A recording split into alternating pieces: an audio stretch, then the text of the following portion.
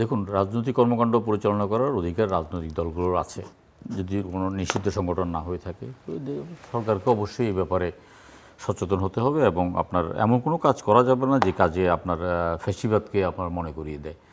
আমরা কিন্তু এই যে শেখ হাসিনার শাসনামল দেখেছি, পরবর্তীকালে একটা অংশের মধ্যে, বিশেষ আওয়ামী লীগের মধ্যে একটা ধারণা হয়েছে যে শেখ হাসিনার মধ্যে একটা আপনার অতি মানবীয় একটা কিছু আছে, তিনি একদম খুব মানে অতি মানবীয় এবং তার কোনো পতন হবে না, এবং যতদিন শেখ হাসিনা আছে ততদিন সে রাষ্ট্রীয় ক্ষমতা থাকবে, এই ধরনের একটা ভাব ছিল। কিন্তু একটা আন্দোলনের মুখে, একটা গণ অভ্যুত্থানের মুখে, একটা প্রচণ্ড একটা বিপ্লবের মুখে শেখ হাসিনাকে পালিয়ে যেতে বাধ্য হয়েছে শেখ হাসিনা। তার সাথে তার সঙ্গবাঙ্গরা পালিয়ে গেছে একেবারে একদম উপর থেকে নিচ পর্যন্ত, যেটা ইতিহাসে অনেক একটা বিরল।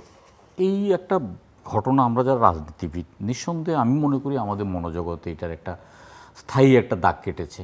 আমাদের মধ্যে এক ধরনের সংস্কার হয়েছে, আমাদের মধ্যে চিন্তা যতটা পার্থক্য হয়েছে, আমাদের মধ্যে যেন সরে যায়, চিন্তা কাজ করতে না পারে সেই ধরনের একটা মানে মনোবৃত্তি আমাদের মধ্যে কাজ করছে। এবং আমরা যারা সংসদস্য, আমরা যখন আমরা আলাপ আলোচনার মধ্যে বসি, আমরাও অনেক কিছু নিয়ে চিন্তাভাবনা করি।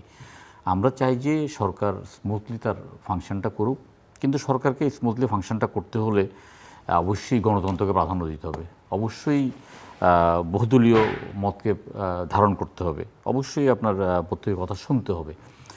এখন আপনার সরকারের যেটা আপনার দেখছি যে ক্যাবিনেট মন্ত্রিসভা, তিনি কিছু প্রবীণ ব্যক্তিদের সাথে বেশ কিছু নবীন তরুণ তুর্কিদেরকেও তিনি ক্যাবিনেটে এনেছেন। তাদের মধ্যে কাজ করার একটা স্পৃহা আছে, তারা কাজ করতে চায়, দৌড়ঝাঁপ দিতে চায়, তারা পরিবর্তন চায়, তারা সরকারের গতিশীল করতে চায়। কিন্তু আমি আমার 6 মাসের অভিজ্ঞতা দিয়ে বলতে পারি যে আমাদের যে রাজনীতিবিদদের চাওয়া পাওয়ার সাথে আমলাতন্ত্রের চাওয়া পাওয়ার মধ্যে একটা বড় ধরনের একটা অনেকটা গ্যাপ আছে।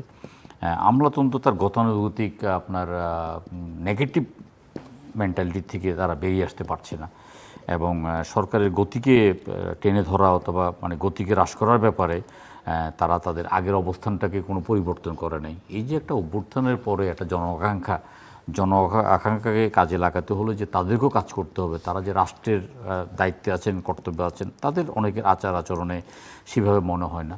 তো এটা একটা বিএনপি বা সরকারের জন্য একটা চ্যালেঞ্জ। এই চ্যালেঞ্জকে ওভারকাম করে আপনার অবশ্যই কাজ করতে হবে। আমরা বিভিন্নভাবে যখন বিভিন্ন কাজ করতে যাই, তখন দেখি যে বিভিন্নভাবে এটার একটা মানে বাধা সৃষ্টি করা হয়, এবং এটা আমলাতন্ত্রের গত 50-55 বছর ধরে দেখি যে আমলাতন্ত্রের একটা ধারা। এখান থেকে অবশ্যই বেরিয়ে আসতে হবে। সরকারের সামনে অনেকগুলো চ্যালেঞ্জ আছে। প্রথম চ্যালেঞ্জ হলো যে জন আকাঙ্ক্ষা, একটা সেটাই করতে চাইছিলাম যে জন আকাঙ্ক্ষা এবং বিশেষ করে জনস্বস্তির, জনগণের দৈনন্দিন জীবনযাপনে যে অর্থনৈতিক ক্ষেত্রে সহ নানা ক্ষেত্রে সেই জায়গায় কোথায় দাঁড়িয়ে না, সেখানে একটা জন আকাঙ্ক্ষা মানুষের শেখ হাসিনার যে স্বৈরতান্ত্রিক শাসন ব্যবস্থা, অর্থনৈতিক লুণ্ঠন, তারপরে ইত্যাদির বিপরীতে নতুন সরকার তাদেরকে স্বস্তি দেবে। যেমন জনগণ চায় যে দ্রব্যমূল্য অবশ্যই নাগালের মধ্যে থাকুক, জনগণ চায় যে আপনার বেকারত্বের পরিমাণটাকে অবশ্যই কর্মসংস্থানে বৃদ্ধি করা, গ্যাস বিদ্যুৎ নির্বিচ্ছিন্ন করা, তারপরে আপনার শহরকে যানজট এবং চলাচল যোগ্য করা। কারণ এই ঢাকা শহরটা পৃথিবীর বসবাসের অযোগ্যের মধ্যে একেবারেই শীর্ষস্থান অধিকার করে আছেন। তো এই জনআকাঙ্ক্ষাকে দূর করতে হলে দ্রব্যমূল্যের ব্যাপারটা একটা যা বিষয় আছে, সেটা আমরা অতীতে যখন অন্তর্বর্তীকালীন সরকার ছিল বা আওয়ামী সরকার শাসন, আমরা বলেছি যে আপনার উৎপাদন থেকে ভোক্তা পর্যন্ত যে মধ্যস্বত্ব, সেটাকে বিলোপ করতে হবে, এবং উৎপাদনকারীর উৎপাদিত পণ্যকে সরাসরি আপনার ভোক্তার কাছে কীভাবে খুব কম সংখ্যক হাত বদল করে সরাসরি তার মানে না আনা যায়, সেটা মানে দেখতে হবে। কিন্তু এই ব্যাপারে আমি খুব কার্যকর কোনো পদক্ষেপ দেখছি না, কারণ এখনও দেখছি যে কৃষকরা তার ন্যায্য মূল্যটা পাচ্ছেন না, কৃষকরা তার উৎপাদন মূল্য ন্যায্য মূল্য পাচ্ছেন না। কিন্তু এটা হাত বদল হয়ে যখন শহরে একজন বা একজন ক্রেতার কাছে আসে, তখন এখানে বেশ পার্থক্য। সেখানে মানে ক্রেতাকে অনেক বেশি দাম দিতে কিনতে হয়, মাঝখান দিয়ে আপনার কৃষকও বঞ্চিত হচ্ছে।